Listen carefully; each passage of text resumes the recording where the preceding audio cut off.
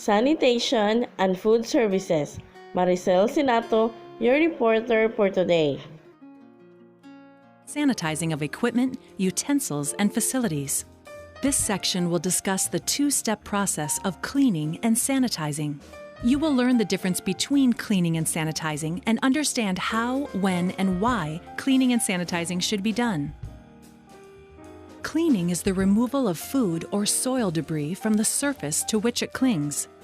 Sanitizing, on the other hand, is a reduction of the microbial population on equipment, utensils, or work surfaces. First, let's look at the cleaning process. In order to see how food particles cling to surfaces, you need to see the bacteria at a microscopic level. As you can see in the picture, food particles and bacteria have dried on the table surface. They have even worked their way into surface scratches, cuts, and grooves. Many of these particles are not visible to the naked eye. It is possible that food particles and bacteria have dried on tables and countertops and even worked their way into surface scratches and grooves if these surfaces have not been properly cleaned and sanitized. Food contact surfaces can also have biofilms, which are formed by some bacteria. Biofilm, combined with dried food particles, acts as a layer that protects the underlying bacteria from the environment and sanitizers. Biofilms are highly resistant to cleaning and sanitizing efforts. A thorough cleaning is the first step in removing this protective layer. Cleaning requires three main components: water to wash and rinse, soap or detergent, and energy. Water helps loosen food and other items stuck to surfaces, dishes, utensils, and equipment. The water also serves as a carrier for soap to remove these particles. Of course, the water should be from an approved source so that we are not cleaning with dirty water. Potable water must be used for cleaning purposes. Water temperature should be warm to hot, about 110 degrees Fahrenheit, or as recommended on the label instructions of the cleaning agent. Water should be changed when there are visible food particles in the solution. Soap also loosens food particles from surfaces and removes some microbes. Energy can be from the water pressure in the dish machine or from the scrubbing friction from hands. Pressure and scrubbing help loosen food and microbes and break up biofilms, exposing hidden bacteria. For some types of dirty dishes or equipment, it can take more than soap and water to remove visible soil. Pre-soaking or repeated washings may be needed. Be sure to rinse all surfaces as part of the cleaning step. Any surface of dishes, utensils, or equipment that comes into contact with food should be cleaned before it is sanitized. This includes cutting boards, stationary equipment, work tables and utensils, surface equipment, flatware and utensils, and dining room surfaces. Manual cleaning begins with fresh, soapy water in a sink or designated pail and ends with rinsing of the work surface. Water used to clean needs to be changed frequently. Soap becomes less effective at removing food and other particles as the water collects more food particles and other matter. At a minimum, change wash water before each meal. If washable cloths are used, get a clean one each time you change the wash water, as it is hard to clean with dirty tools. It is recommended that clean linens for the kitchen be kept in a separate area from those used in other areas of the facility, such as for custodial or recreational purposes. Now, let's look at step 2, sanitizing. Sanitizing is done after washing and rinsing are completed. When serving to the public, it is important that food contact surfaces are sanitized after cleaning to prevent foodborne illness. There are two ways of sanitizing dishware and equipment, either mechanically through a dishwashing machine or manually using a 3-compartment sink. For mechanical sanitizing, heat sanitizing with high temperatures or chemicals can be used. Heat sanitizing uses hot water. The final hot water sanitizing rinse temperature will vary depending on type of machine. Check machine instructions. A final rinse temperature of 180 degrees Fahrenheit when water exits the machine is typical. Consult with your local health inspector if you have questions regarding final rinse temperature for the type of machine in your facility. The water temperature should be checked when beginning dishwashing at each meal period to make sure the machine is working properly and heat sanitizing is occurring. Simply reading gauges on the dish machine is not enough. In order to be sure that the water is hot enough, you need to periodically check it using a temperature-sensitive strip or dish machine thermometer. The water temperature when it comes in contact with the dishware should be at least 160 degrees Fahrenheit. Temperature sensor strips are available to measure a variety of temperatures. Attach the strip to a serving dish or other flat item and send it through the machine. The temperature strip will turn black if the proper temperature has been reached. Use of the temperature sensor strip verifies proper sanitation has occurred.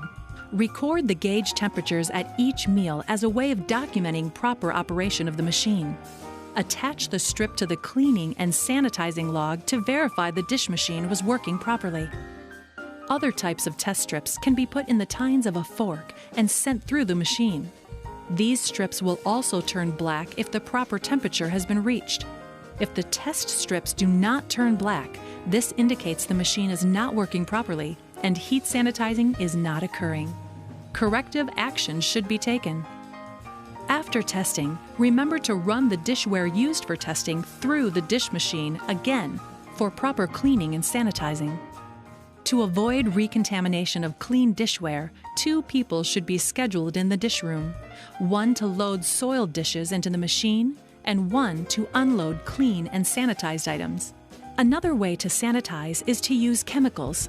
Be sure that you only use chemicals that are approved for use in kitchens and appropriate for equipment. Review manufacturer's instructions for use of chemicals to be sure correct amounts are used. Chemical sanitizer concentrations should be checked at least once during each meal for chemical dish machines and 3-compartment sinks. In 3-compartment sinks, there often will be a fill line to indicate how much water should be in the sink. The amount of chemical dispensed through a pump or tower should be in correct proportion to the amount of water used. There are 3 types of chemical agents used in food service sanitizers: quaternary ammonium, or quats, chlorine, and iodine. They are not all the same. Each has different characteristics, and each requires a different concentration to be effective, and a different test strip for checking accuracy of concentrations. The proper concentration for food contact surfaces is based on the type of sanitizer. According to the current FDA food code, quaternary ammonium should have a concentration as indicated by the manufacturer's use directions. Chlorine should be 50 to 100 parts per million, and iodine should be 12.5 to 25 parts per million. The best way to ensure the sanitizer is effective is by checking it with a test strip. There are specific test strips for each type of chemical agent. When the test strip is placed in the solution for at least 10 seconds, it should change color. Compare the color of the test strip to the indicator on the package to determine sanitizer concentration. Checking the concentration is important because sanitizers become less effective over time. That doesn't mean more is better. If the concentration is too high, there is a potential for toxicity. Sanitizer effectiveness also breaks down when food particles are present in the solution. Most sanitizers are good for about 2 hours and then should be changed. Some dish machines use quats or chlorine for mechanical sanitizing rather than high-temperature water. Chemical sanitizers can also be applied manually using a bucket or spray bottle following cleaning. Be sure the spray bottle is properly labeled with the name of the agent. The cleaning solution and sanitizing solution must be kept in separate containers. If the detergent is mixed with the sanitizer, the sanitizing solution is not as effective. You should now know the difference between cleaning and sanitizing and the proper steps for each procedure. To avoid recontamination of clean and sanitized items, be sure dishware and equipment are completely dry before returning to storage. Do not use towels to dry items. Air drying is recommended. Be sure clean hands are used to handle the clean and sanitized dishware and equipment. Remember, it's a 2-step process. Step 1 is cleaning, which involves washing with soap or detergent and rinsing with clean water. Step 2 is sanitizing either by high temperature or chemicals applied manually or using a dish machine. Remember these tips. Cleaning requires a cleaning agent, water, and energy to be effective. Use separate cloths and pails for cleaning and sanitizing to avoid cross-contamination. Check your dish machine temperature or sanitizer concentration at each meal. Document the temperature or sanitizer concentration and the date and time that they were taken. Sanitizer in sinks or buckets should be changed several times a day. Now that you know how to properly clean and sanitize, you're on the road to serving the safest food possible. The restaurant. A restaurant is a food service establishment that serves prepared food to customers. Service is generally for eating on premises, though the term has been used to include takeout establishment and food delivery services. The term covers many types of venues, diversity of styles of cuisine and service. Restaurants are sometimes a feature of a larger complex, typically a hotel, where the dining amenities are provided for the convenience of the residents and for the hotel with a singular objective, which is to maximize their potential revenue. Such restaurants are often also open to non-residents. It ranges from modest lunch or dining places catering to people working nearby, with simple food and fixed menus served in a simple setting at low prices, or expensive establishments serving expensive specialty food and wines in a formal setting.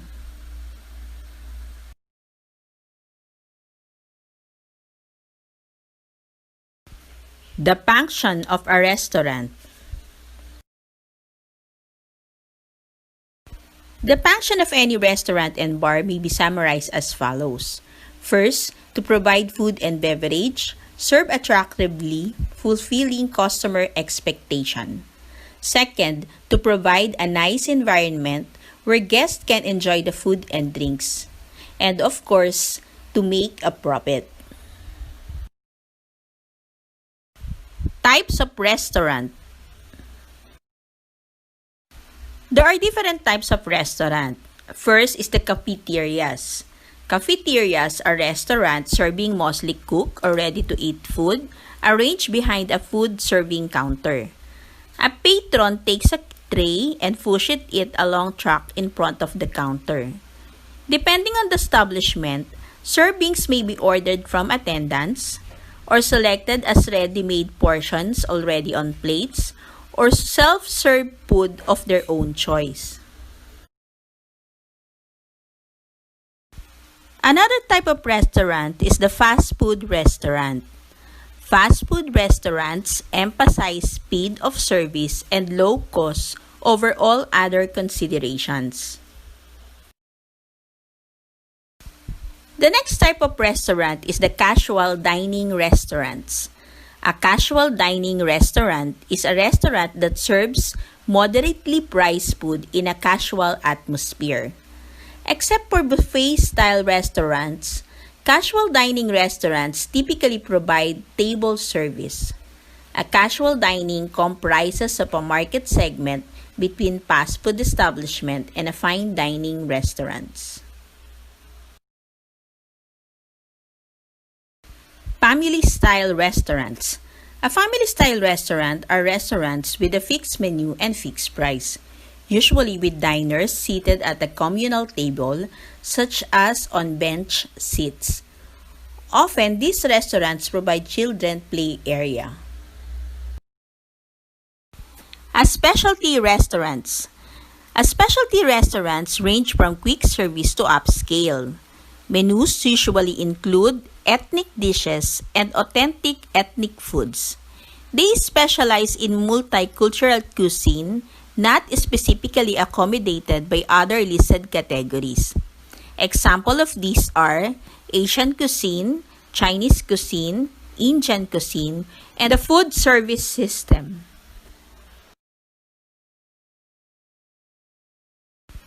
The food service system.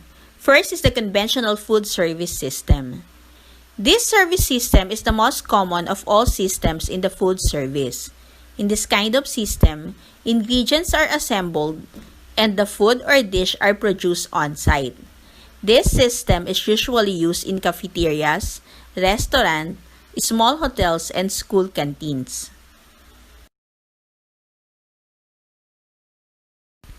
Next is the centralized or the commissary food service system. This is also known as central kitchen or food factory. In this kind of system, food is prepared in one place, then transported to satellite kitchens. This system is most effective when the mass production is required. Airline industry is an example of establishment that uses centralized food service system.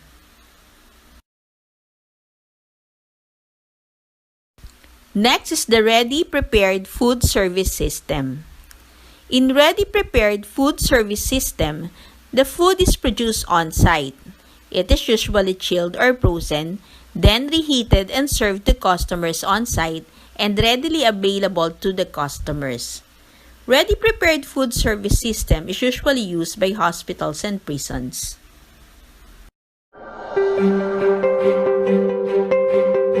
Temperature check for each staff before entering. Sanitizing is required for all staff.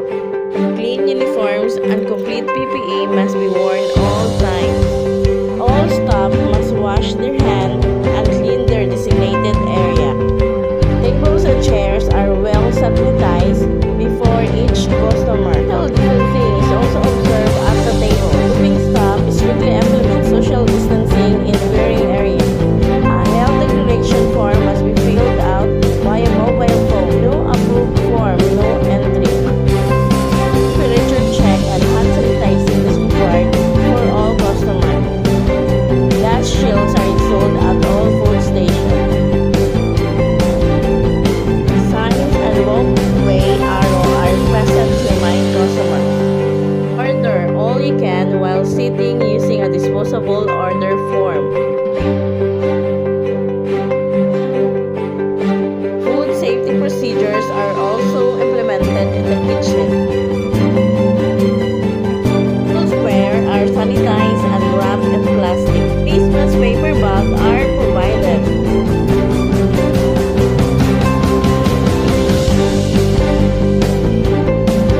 We continue to order all you can. Restrooms are cleaned every 30 minutes.